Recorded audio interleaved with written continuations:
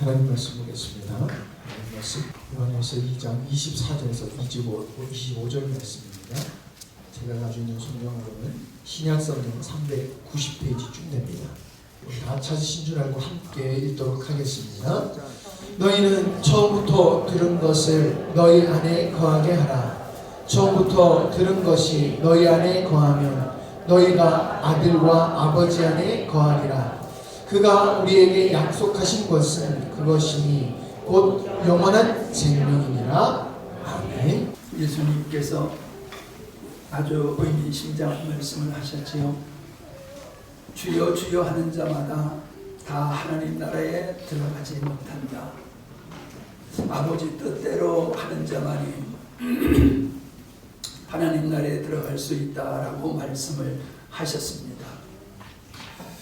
한국 교회를 볼 때에 전 성경에 근거한 믿음에 미치지 못하는 그런 신앙들을 가지고 있지 않나, 저는 그렇게 생각이 되어서 우리 영광스러운 교회 성도들만큼이라도 바른 믿음을 가졌으면 좋겠다 하는 그런 안타까운 마음을 가지고 말씀을 전합니다. 과거에는 새로운 말씀을 좀 전하려고 늘 애를 썼었는데, 새로운 말씀, 듣지 못했던 말씀을 듣는 게 은혜가 아니라 은혜는 진리를 깨달을 때 은혜가 되는 줄로 믿습니다.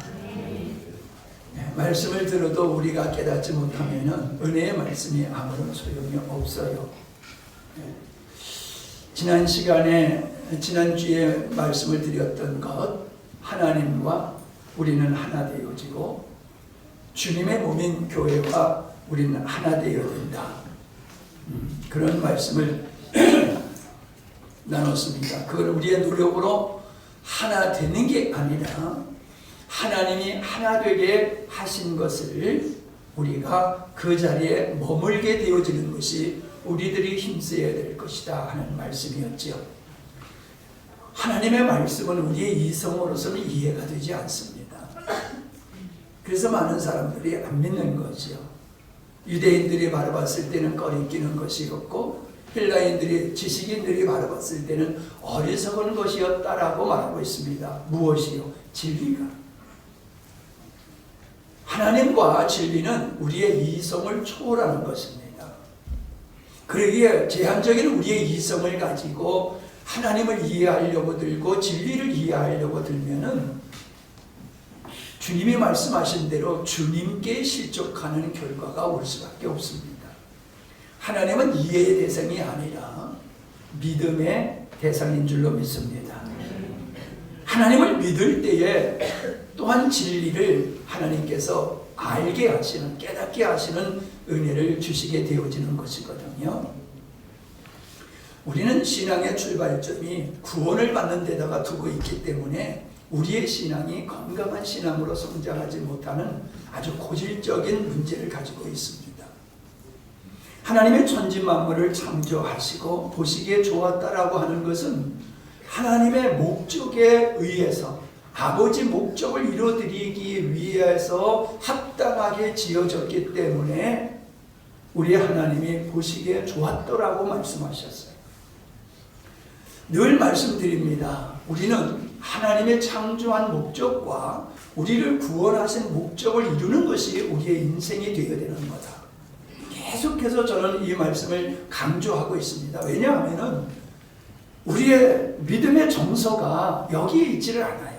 예수 믿고 천국 가는 데서 크게 벗어나지 않고 있다는 것입니다.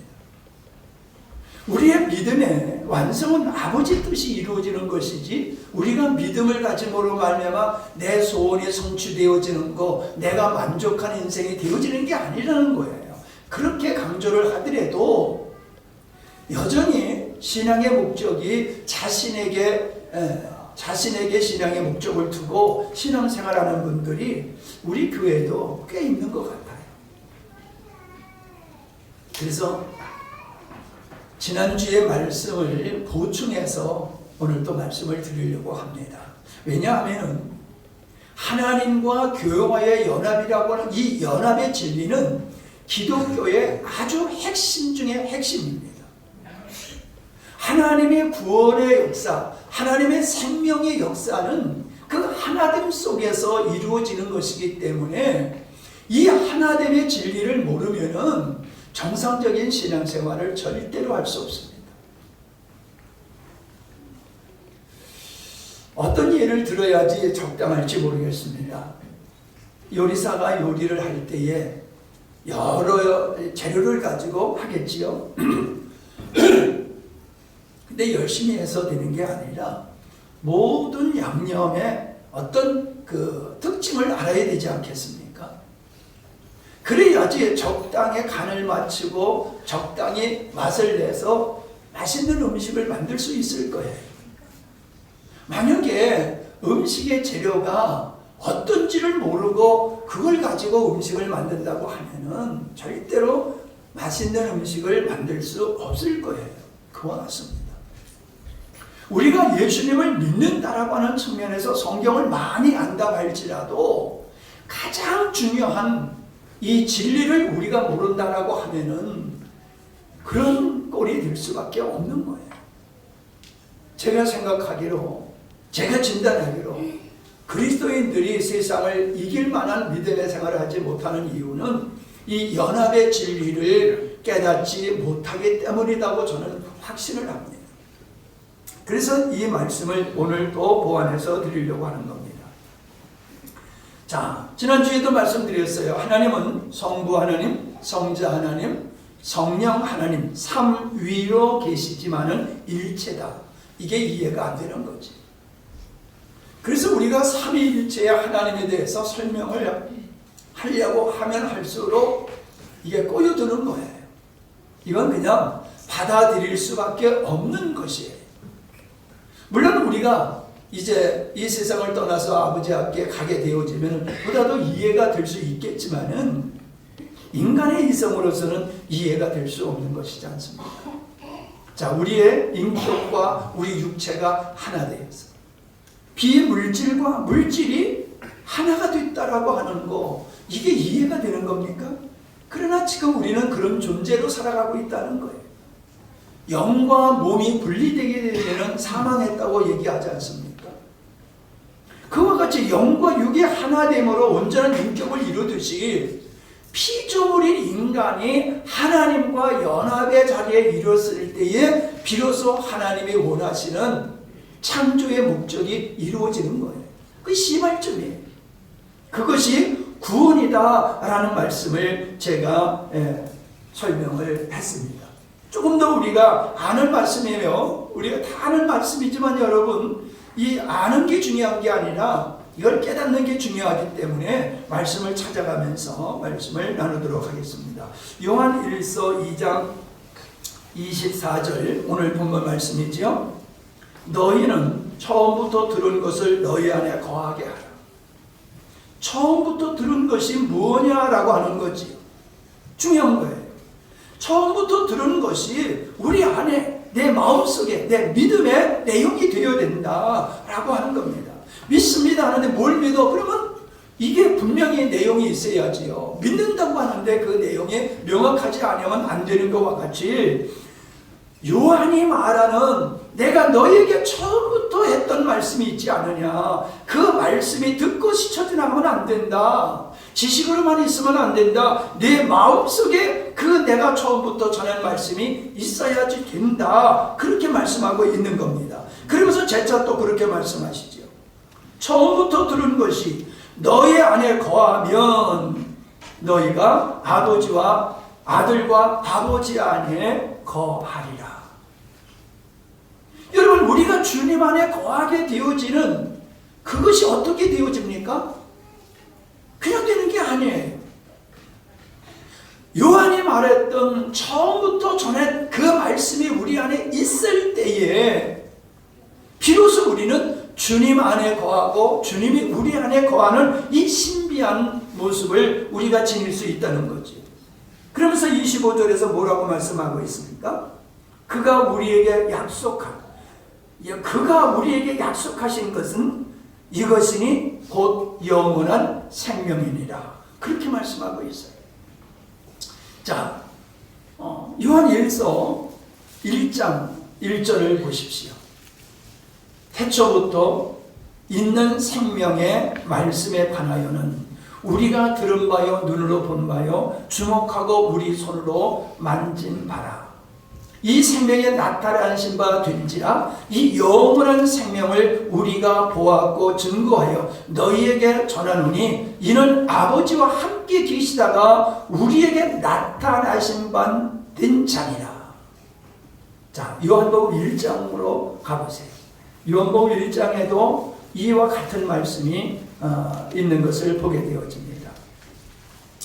태초에 말씀이 계십니다. 이 말씀이 하나님과 함께 계셨으니 이 말씀은 곧 하나님이시라. 그가 태초에 하나님과 함께 계셨고 만물이 그로 말미암아 지은 바 되었으니 지은 것이 하나도 그가 없이 된 것이 없느니라. 그 안에 생명이 있었으니 이 생명은 사람들의 빛이라. 자, 조금 내려와서 13절. 이는 혈통으로나 육적으로나 사람의 뜻으로 나지 아니하고 오직 하나님께로서 난 자들이라. 말씀이 육신이 되어 우리 가운데 거하여 독생자의 영광이요 은혜와 진리가 충만하더라. 이 같은 이야기를 하고 있는 것입니다. 요약하면 이겁니다. 창세기 1장에서 태초에 하나님의 천지를 창조하시니라고 하는 그 태초라고 하는 것은 시작의 시작점을 얘기하고 있지만은 요한이 말하고 있는 이 태초라고 하는 것은 시간의 개념이 아니야. 영원을 얘기하는 거예요. 영원. 예수님은 누구냐? 영원 전부터 계셨던 분이다. 그분이 이 땅에 오셨다. 어떻게? 육신을 입고 오셨다. 그분이 누구냐? 천지만물을 창조하신 분이고 그분이 우리에게 영원한 생명이 되어주시는 분이다 라고 얘기를 하고 있는 겁니다. 그래서 그 예수 그리스도를 통해서 우리가 죄 사함을 받고 하나님의 자녀가 되어진다 라는 말씀을 요한이 증거하고 있는 겁니다. 요한복음을 읽어보면 영적인 부분을 굉장히 풍성하게 다루고 있는 것이거든요. 자, 다시 이제 요한 1서로 나와서 다시 와서 5장 11절을 보시기 바랍니다.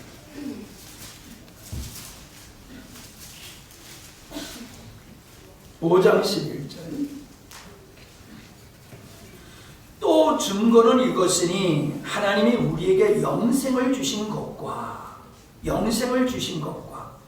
이 생명이 그의 아들 안에 있는 그것입니다. 뭘 증거하고 있어요?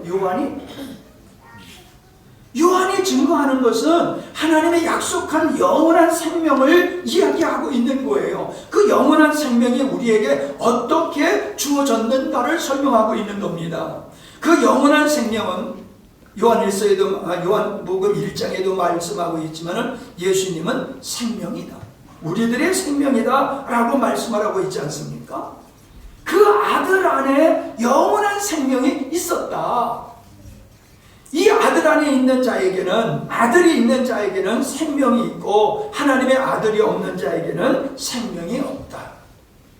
그래서 요한복음 1장에 뭐랬습니까? 영접하는 자, 곧 그 이름을 믿는 자에게는 하나님의 자녀가 되는 그런 은혜를 주셨다라고 말씀하고 있는 겁니다.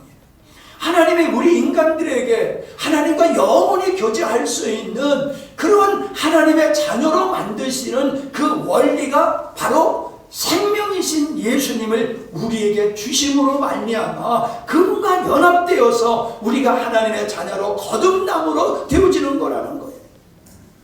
그러니까 하나님의 창세전의 목적은 하나님의 생명을 우리에게 주시는 건데 그 생명은 예수님을 통해서 우리에게 주시는 것이다.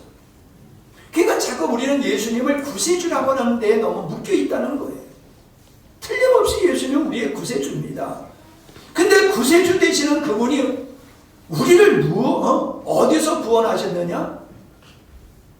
우리를 어떻게 구원하셨느냐라는 얘기는 바로 우리를 하나님의 생명을 지닌 자로 만드는 것이 메시아가 하신 일이다. 그거를 성경에서 요한은 내가 처음부터 너희들에게 이 말을 했다라고 얘기를 하고 있는 겁니다. 아들을 영접하는 자, 예수님을, 생명이신 예수님을 영접하는 자는 하나님의 자녀가 된다. 아들이 있는 자에게는, 오늘 여기 말씀해 보면 아들이 있는 자에게는 생명이 있고 아들이 없는 자에게는 영원한 생명이 없다. 여러분, 이걸 더 이상 제가 인간의 말로 설명할 수가 없어요. 몰라요. 제 실력이 부족해서 그런지 모르겠지만 이건 믿음의 영역이라는 거예요. 자, 우리는 구원을 받는다라고 하는 측면과 구원을 누린다라고 하는 것은 다르다라고 하는 걸 인식을 해야 됩니다. 우리가 생명이신 예수 그리스도를 우리가 영접하게 되어지면 구원을 받는 거예요. 근데 중요한 것은 구원을 받는 게 궁극적인 목적이 아니라는 거예요. 왜 하나님이 우리를 구원하셨느냐가 우리가 관심을 가져야 될 부분이라는 거예요. 왜? 하나님이 육신을 입고 이 땅에 오셔서 십자가를 지시기까지 하시면서 왜 우리를 하나님의 자녀로 만드셨느냐, 이게 우리의 구원받은 자들이 명확하게 될 부분이라는 거예요. 천국 가기 위해서다? 그건 결과지 구원의 목적이 아니라는 겁니다. 자, 그래서 구원을 누리는 이 예수님을 구원을 받기 위해서는 예수님을 영접해야 되지만은 구원을 누리는 부분에 있어서는 주님 안에 거하는, 즉 연합된 삶을 살아야 되는 거다라고 말씀을 하고 있는 겁니다. 고린도전서 2장 4절로 5절의 말씀에 보면은 성령의 나타나심에 대한 말씀이 있습니다. 그리고 그 뒤에 이어서 생명으로 살아가는 삶에 대한 이야기를 하고 있어요. 이게 연관된 겁니다. 우리를 구원하게 하신 것도 성령의 계시로 말미암아 예수님이 구세주인 것을 깨닫게 되어져서 구원을 받게 된 것과 같이 구원을 받는 자들의 삶, 즉 우리를 구원하신 아버지의 목적을 이루는 삶도 성령의 나타나신 생명의 역사로 말미암아 이루어지는 거다라고 말씀하고 있습니다. 예. 우리는 요한 1서 1장으로부터 3절을 보게 되면 성육신하신 예수님에 대한 말씀이 나오는데 2장 27절을 보세요. 2장 27절을 보면은 너희는 주께 받은 바 기름 부음이 너희 안에 거하나니 아무도 너희를 가르칠 필요가 없고 오직 그의 기름 부음이 모든 것을 너희에게 가르치며 또 참되고 거짓이 없으니 너희를 가르치신 그대로 주 안에 거하라. 20절에도 말씀하고 있어요. 너희는 거룩하신 자에게서 기름 부음을 받고 모든 것을 아느니라. 무슨 얘기를 하고 있는 겁니까? 성령이 우리에게 임하심으로 말미암아 그 성령께서 하나님에 대해서, 진리에 대해서, 우리를 창조하시고 구원하신 것에 대해서 우리 안에서 우리를 가르치신다는 거예요. 그래서 알게 된다는 거예요. 그래서 이거를 알게 하실 뿐만 아니라 그렇게 구원하신 목적을 이루며 살 수 있도록 하시는 분도 우리 안에 거듭나게 하신 생명으로 말미암아 되는 거다라는 것을 말씀해주고 있다는 것입니다. 그러니까 우리가 구원받는 것과 구원받으면서 구원을 누리고 구원의 삶을 살아가는 것은 우리의 노력으로 되는 것이 아니라 주님과의 연합을 통해서 이루어지는 거다. 연합을 통해서 구원을 이루고 연합의 삶을 통해서 그 생명으로 우리는 세상을 이기는 하나님의 자녀의 삶을 살 수 있는 거다라고 말씀하고 있습니다. 너무너무 중요한 거예요. 세상을 이기는 사람은 의지와 노력으로 되는 게 아닙니다. 주님을 입음으로, 주님 안에 거함으로 되어지는 것이라는 것을 말씀해주고 있어요. 그래서 이것을 어떻게 설명하고 있느냐 하면은 요한은 요한복음 15장에서 접붙임의 원리를 가지고 설명하고 있습니다. 요한복음 15장 4절입니다. 내 안에 거하라. 나도 너희 안에 거하리라. 가지가 포도나무에 붙어 있지 아니하면 절로 과실을 맺을 수 없음 같이 너희도 내 안에 있지 아니하면 그러하리라. 중요한 얘기를 하고 있습니다. 성도의 삶은 주님 안에 거함으로 가능한 거다. 그렇지 아니하면 열매를 맺을 수 없다. 5절입니다. 나는 포도나무여 너희는 가지니 저가 내 안에 내가 저 안에 있으면 그래서 과실을 많이 맺게 된다. 그러나 나를 떠나서는 너희가 아무것도 할 수 없다. 아무런 열매를 맺을 수 없다. 하나님의 목적을 이룰 수 없다라고 말씀하고 있는 겁니다. 그래서 6절의 말씀은 열매 맺지 않는 사람들을 밖에 버리워서 불태워지는 것과 같게 되어진다라고 말씀하고 있습니다. 7절을 보십시오. 너희가 내 안에 거하고 내 말이 너희 안에 거하면, 아까 요한1서 2장에서 뭐라 그랬습니까? 내가 처음부터 너희에게 한 말이 너희 안에 거하시면이라고 얘기했잖아요. 여기 그렇게 말씀하고 있어요. 너희가 내 안에 거하고 내 말이 너희 안에 거하면 우리 안에는 진리가 있어야 돼. 하나님이 구원하시고 구원받는 백성들을 어떻게 인도하시고 세상을 이기고 죄를 이기게 하시고 열매 맺게 하시는 그 진리가 우리 안에 있어야 된다는 거예요. 그게 있으면 뭐라 그랬어요? 무엇이든지 원하는 대로 구하라. 그래야만 이루리라. 너희가 과실을 많이 맺으면 내 아버지께서 영광을 받으실 것이요 너희가 내 제자가 되리라. 예수님이 부활 승천하실 때에 내가 너에게 분부한 모든 말씀을 가르쳐 지키게 하라. 그래서 제자를 삼으라고 말씀하지 않습니까? 여러분, 우리가 예수 믿고 천국 가는 것이 궁극적인 목적이 아니라 우리가 그리스도의 제자로서의 삶을 살아야 된다는 거예요. 그게 구원받은 사람의 의무라는 거예요.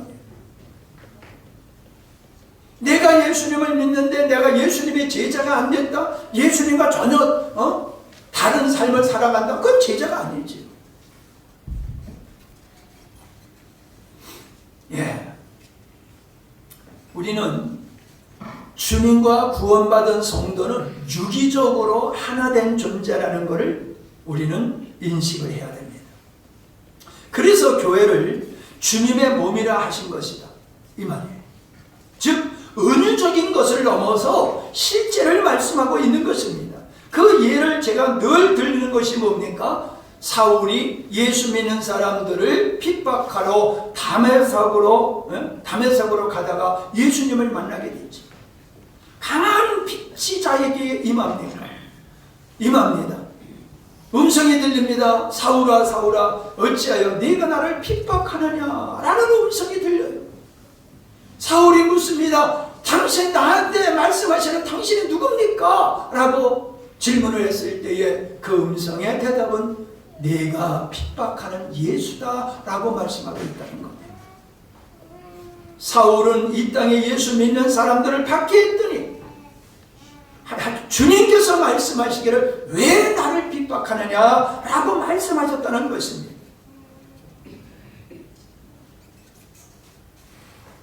더 놀라운 말씀은 에베소서 1장 6절에 하나님께서 그리스도 예수 안에서 우리를 그분과 함께 살리시고 하늘에 함께 앉히셨다라고 말하고 있습니다. 예수님이 죽을 때 우리도 옛사람이 함께 죽고 예수님이 부활할 때에 우리도 예수 그리스도의 생명에 참여함으로 부활의 존재가 된다. 근데 거기 끝나는 게 아니라 예수님이 승천하셨는데 승천하셔서 아버지 보좌 우편에 계시는데 우리도 영적으로 그분과 하나 되기 때문에 우리도 하나님 우편에 있는 존재다라고 말씀하고 있지 않습니까? 이게 영적으로 하나 되지 아니하고는 불가능한 말씀을 하고 있는 것입니다. 예수님께서는 내가 음부의 권세가 이기지 못하는 교회를 세우리라 라고 말씀을 하셨습니다.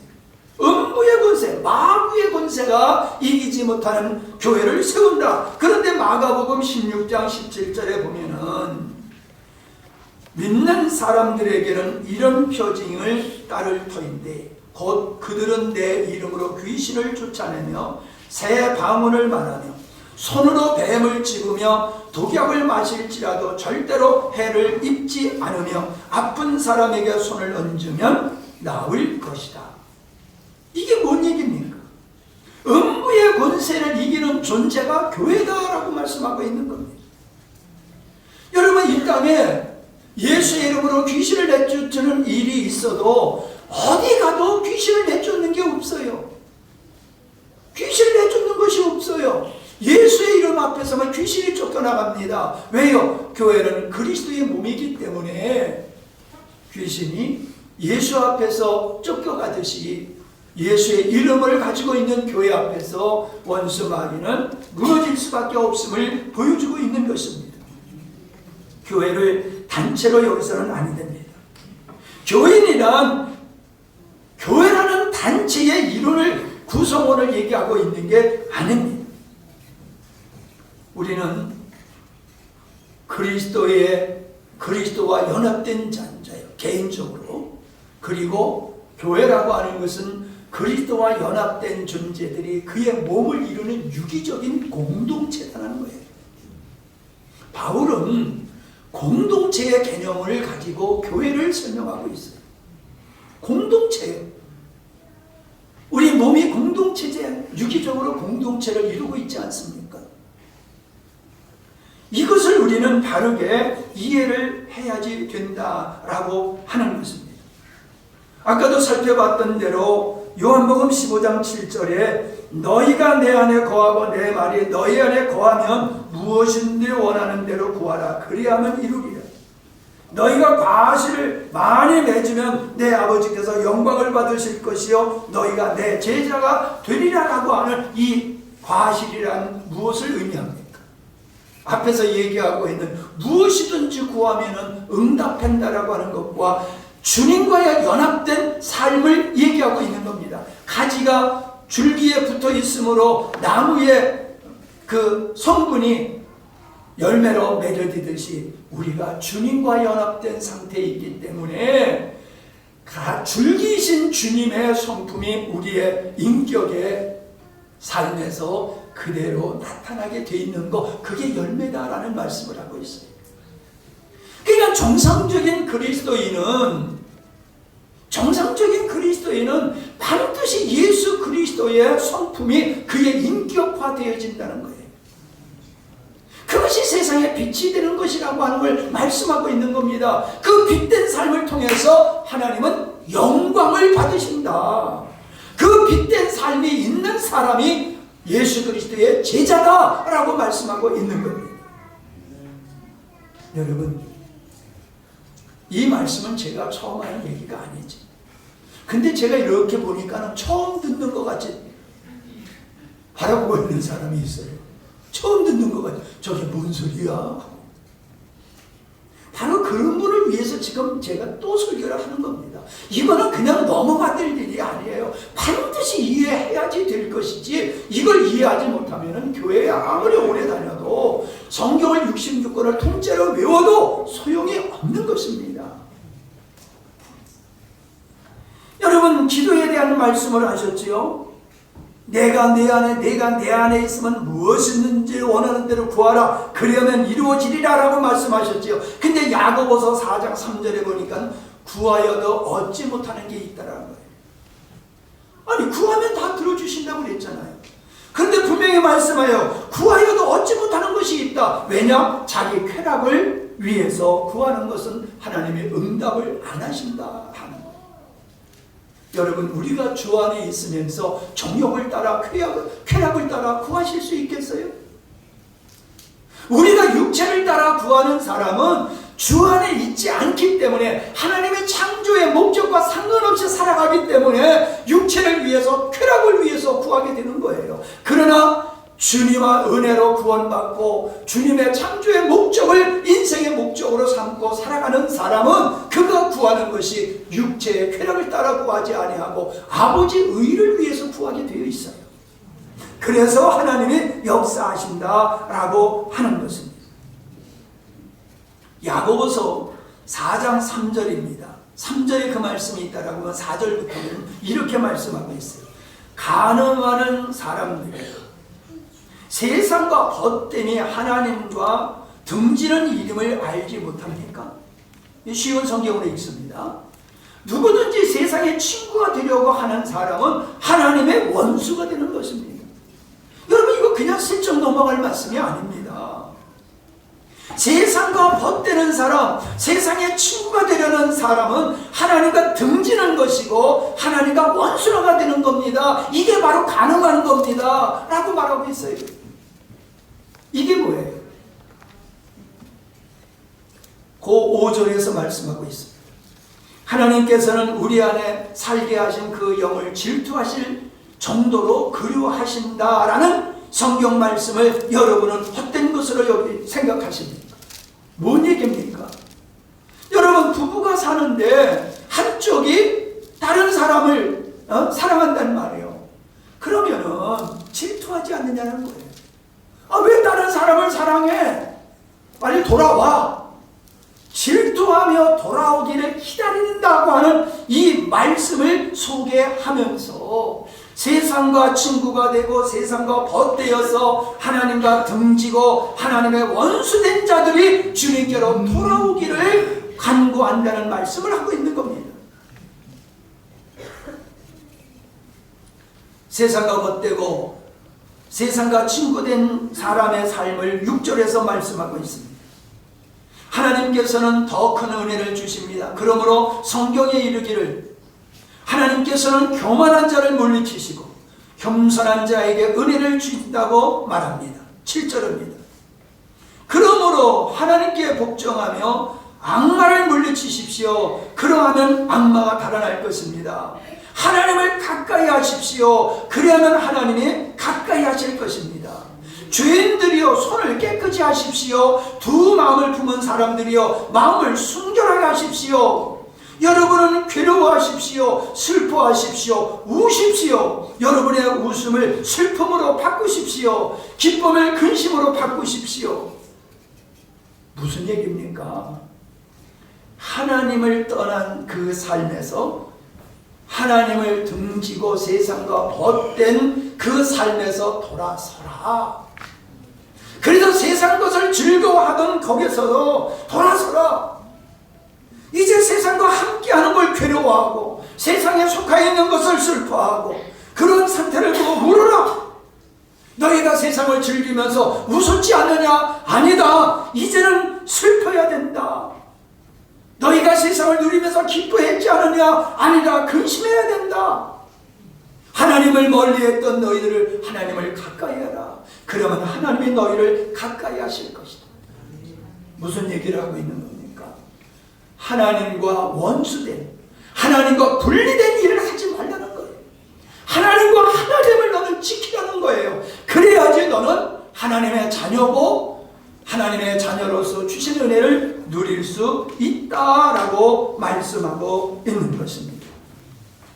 주님이 주님의 몸된 교회를 사랑하시는 것은 너무나 당연하지 않습니까? 그게 바로 이스라엘 백성들, 광야에 있는 이스라엘 백성들을 사랑하심이 오늘날 교회를 사랑함과 같은 겁니다. 신명기 32장 9절을 보시기 바랍니다. 신명기 32장 9절입니다. 여호와의 분깃은 자기 백성이라. 여호와의 분깃은 자기 백성이라. 야곱은 그가 택하신 기업이라. 그 이스라엘을 가리키는 거예요. 이스라엘 백성을 내 백성이고 나의 분깃이다 말씀하시면서 나의 기업이라고 말씀하십니다. 10절입니다. 여호와께서 그를 황무지에서 짐승의 부리지는 광야에서 만나시고 호위하시며 보호하시며 자기의 눈동자같이 지키셨도다. 이게 하나님이 하나님의 백성들을 사랑하시는 모습을 말씀하고 있는 겁니다. 11절입니다. 마치 독수리가 자기의 보금자리를 어지럽게 하며 자기의 새끼 위에 넋을 거르며 그의 날개를 펴서 새끼를 박으며 그의 날개 위에 그것을 엎는 것 같이, 하나님은 이스라엘 백성을 그렇게 독수리가 날개 위에 새끼를 품고 날아가듯이 그렇게 하나님은 광야를 그들을 인도하셨다, 그 말씀을 하고 있는 겁니다. 이와 같은 신이 이 세상에 어디 있느냐? 하나님 외에 다른 신이 있느냐? 이렇게 말씀하는 겁니다. 하나님이 그렇게 당신의 백성들을 사랑하시고 보호하시고 인도하셨다는 거예요. 그런데 15절서부터 어떤 말씀을 하고 있냐 하면은 아주 끔찍한 말씀을 하고 있습니다. 신명기 32장 15절로 봅니다. 이스라엘, 여루술은 이스라엘이라고 하는 거예요. 이스라엘은 부자가 되더니 반역자가 되었다. 먹거리가 넉넉해지고 실컷 먹고 나더니 자기들을 지으신 하나님을 저버리고 자기들의 반석이신 구원자를 업신여겼다. 16절, 그들은 이방신을 섬겨서 주님께서 질투하시게 하였으며 역겨운 짓을 하여 주님께서 진노하시게 하였다. 17절, 너희는 하나님도 아닌 신들에게 제사를 드렸다. 너희가 알지도 못하는 신들, 새롭게 나타난 새 신들, 너희의 조상에 숨기지 않던 신들이다. 너희는 너희를 낳은 바위를 버리고 너희를 낳은 하나님을 잊었도다. 19절입니다. 주님께서 이것을 보시고 격분하셔서 당신의 자녀들과 인연을 끊으시고 이렇게 말씀하십니다. 그들에게 나는 얼굴을 숨기겠다. 그들이 마침내는 어떻게 되든지 두고 보겠다. 그들은 타락한 세대, 진실이라고는 털끝만큼도 없는 자들이다. 우상을 섬겨서 나를 격분시켰고 신이 하는 것들을 신이라고 섬겨서 나의 질투의 불을 붙였다. 그러니 이제 나도 내 백성이 아닌 딴 백성을 내 백성으로 삼아서 그들의 질투심에 불을 붙이고 어리석은 민족을 내 백성으로 만들어 그들을 격분시키겠다.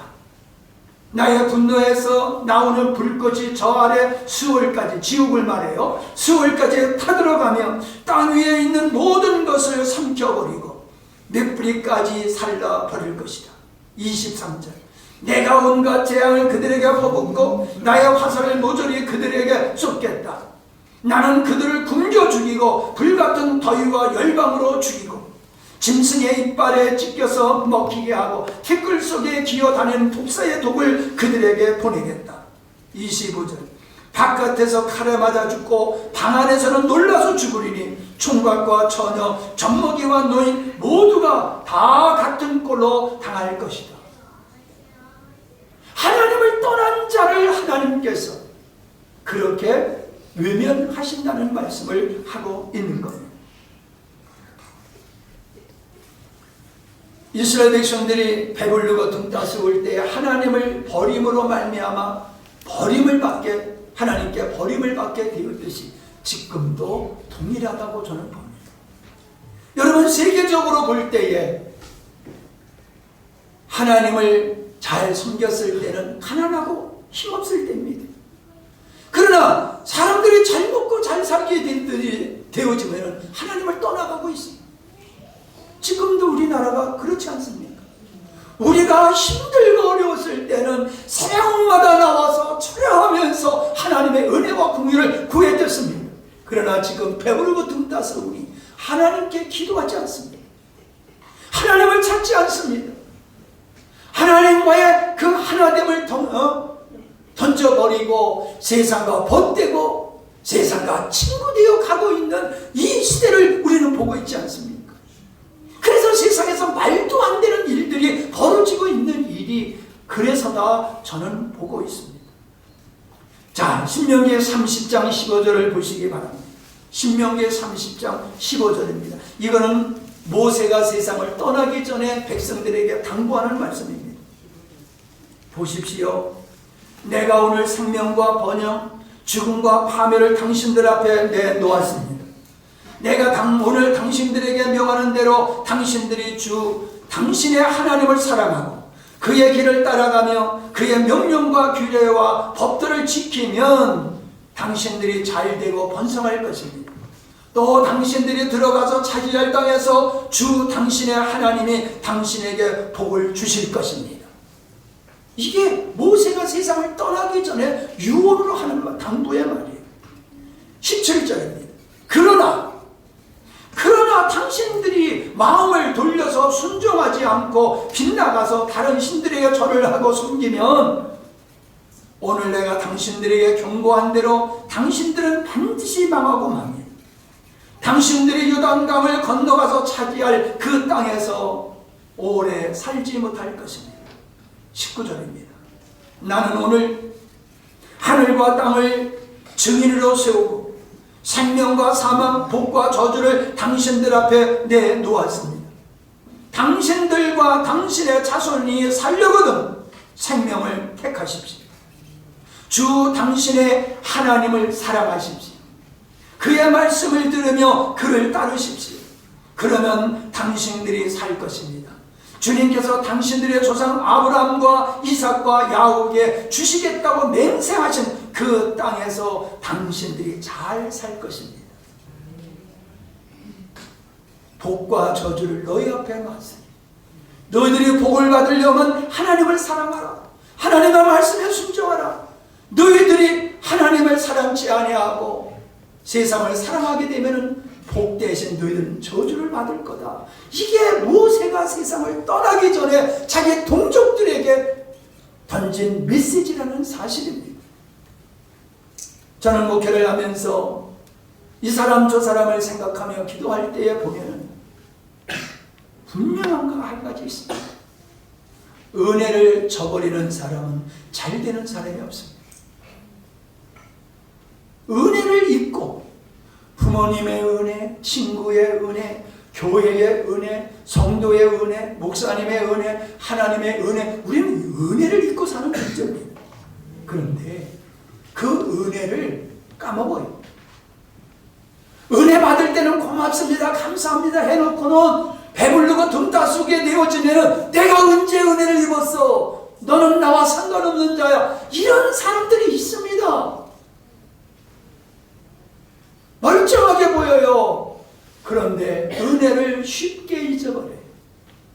그 사람들은 하나님의 은혜도 쉽게 잊어버리더라고요. 잘 되는 건 못 봤습니다. 제가 협박하는 게 아닙니다. 여러분도 살펴보세요. 은혜를 모르는 사람하고 여러분 교제하고 싶습니까? 교제하고 싶지 않지요. 그러니까 은혜를 모르는 사람에게는 좋은 사람이 안 붙어요. 인생은 살아가는데 자본은 좋은 사람 이웃입니다. 근데 좋은 사람이 안 붙으면 인생 성공할 수 없어요. 인생 스스로 성공하는 게 아닙니다. 밥장사를 해도 누가 와서 먹어줘야지 밥장사 하는 거지, 밥만 많이 해놨다고 해서 그 장사 될 수 있는 게 아니잖아요. 인생은 절대로 혼자 사는 게 아닙니다. 모든 사람과 더불어 살아가는 거예요. 그런데 내가 은혜를 모르면 사람이 안 붙어요. 사람이 안 붙으면 그 인생 끝나는 겁니다. 하나님의 은혜를 저버리고 하나님을 가까이 하지 아니하게 되면 그 사람은 하나님으로부터 버림을 받게 되어 있습니다. 그래서 저도 모세와 같이 여러분에게 당부를 하려고 합니다. 하나님을 사랑하십시오. 그분의 은혜를 저버리고 멸치지 않지 말고 떠나지 말고 육을 쫓음으로 하나님을 격동케 하지 마십시오.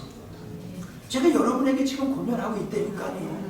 아멘 해야 돼요. 다시 할게요. 하나님을 사랑하십시오.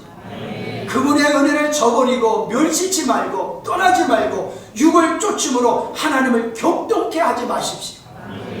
주 안에 거하고 주님의 몸 안에 거하십시오. 주님만을 의뢰하고 온전히 순종하십시오. 주님과 주님의 몸과 하나됨을 힘써 지키십시오. 하나됨을 깨는 것들을 물리치십시오. 하나님을 인생의 전부로 여기고 그분만을 즐거워하며 전심으로 찬송하십시오. 그러면 하나님은 당신들을 축복하실 것입니다. 할렐루야. 여러분, 인생 사는 거 쉬워요. 어렵지 않아요. 하나님을 전심으로 사랑하면 됩니다. 한마디로.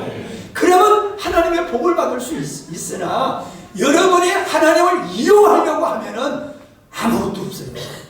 쥐뿔도 없어요. 되려 타락하게 되고 하나님의 진노만 임하게 됩니다.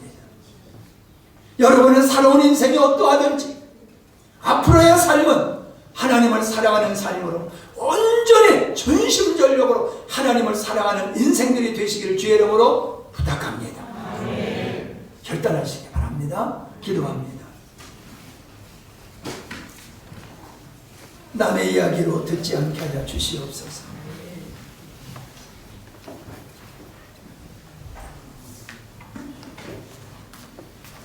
하나님께서 우리를 사랑하시기, 우리를 축복하시기 위해서 주시는 말씀으로 아멘하게 하여 주시옵소서.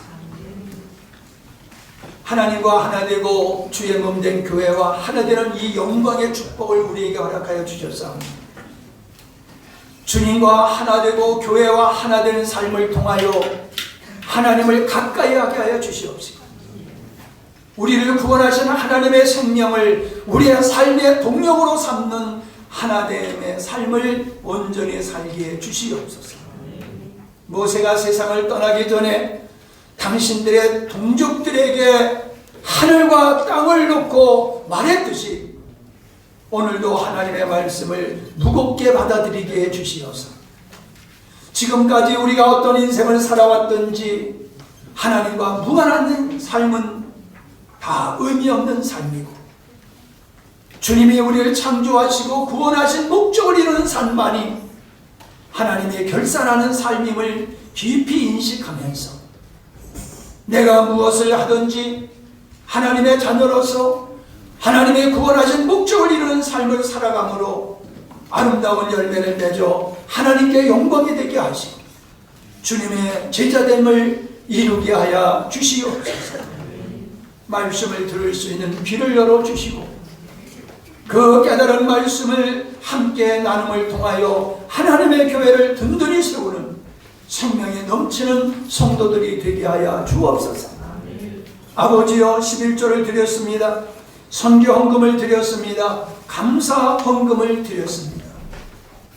오늘 내가 있음이 하나님의 은혜임을 알고 나의 내일의 삶도 주님의 손에 있음을 믿기에 귀한 예물을 드려 신앙 고백으로 드리고 또한 하나님의 역사를 부응하기 위해서 동참하게 하여 주셨사오니 저희들을 들어 높여 주시옵소서.